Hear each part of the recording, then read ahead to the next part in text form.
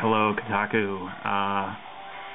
This is our gaming app of the day. This is a game called Starfront Collision, and you might have heard about it.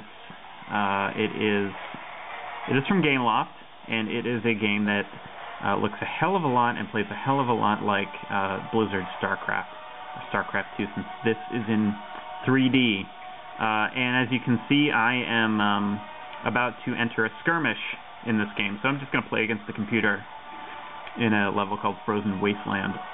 But as you can see, there are three races from which to choose. There are the humans, the Terrans of Starfront Collision. They're called the Consortium, or are they called the Consortium? I don't know. The game pronounces it Consortium, so I'll go with that. These are the Myriad. They are the Zerg-like creatures of this game. And these are the Wardens. They are as close to a Protoss as you're going to get. So I'm just going to go ahead and stick with the humans, and I'm going to fire up a game against, let's see, I'm going to go against some Myriad. But yeah, on the Frozen Wasteland. I'm going to just kind of show you how this game works. It actually works quite well. You'll see that it looks a lot like StarCraft 2, sounds a lot like StarCraft.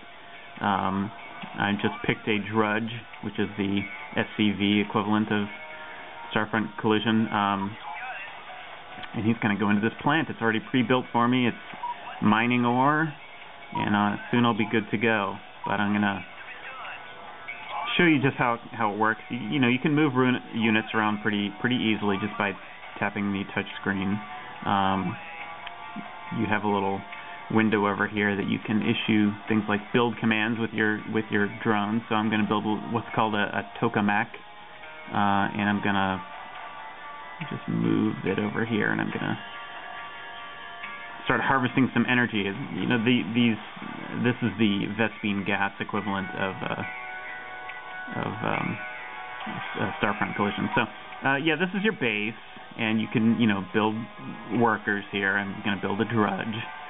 And as you can see, those workers, they just hop right into the plant. They don't need to be moving back and forth the whole time. But here we go. You can see I've reached my supply limit. Get some energy out of here. But yeah, movement is pretty simple in this game. You can do things like you would in StarCraft. You can upgrade. You can essentially get more supplies, or you can do stealth detection, so you can see burrowed units or invisible units, and then you can have access to other building types and vehicles. So what I'm going to do is I'm going to build myself a little Drudge. He's going to pop out soon. You can do things from here, like you can set up a rally point. Let's do that over there. And we'll just move this guy over here. You can also assign units to hotkeys, so you can do that. You can just assign that to group 1 and things like that. Move this guy over here. We're going to build the barracks equivalent, which is the garrison, and I'm just going to place that right here. We're going to confirm that, and pretty soon the marine equivalent, known as the gunner in this game, will pop out of here, and I'll show you a little about the unit selection and things like that. But movement is pretty simple. You can move with the little mini map here in the upper right corner, and you can get back to your base pretty easily. It functions pretty well from what I've played. Moving around is not too tough, and unit selection is pretty straightforward. Here, let's build some gunners and some strikers. We'll just let that happen. We'll set up a rally point for this thing, so we can see what's going on here. Some indigenous wildlife popping through, Slinky-like. Let's build another Drudge. Getting going up.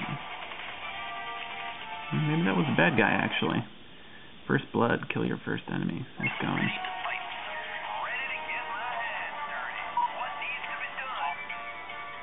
But yeah, one of the nice things is you can do multiple unit selection by hitting this little button here in the corner.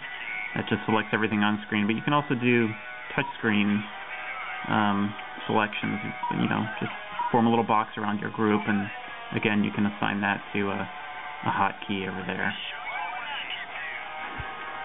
But yeah, I mean, it's pretty straightforward. You know, you got some upgrades that you can apply to your units and your vehicles and buildings and things like that. We're gonna get some heavy bullets. Yeah, let's just select all these guys. Let's get them moving.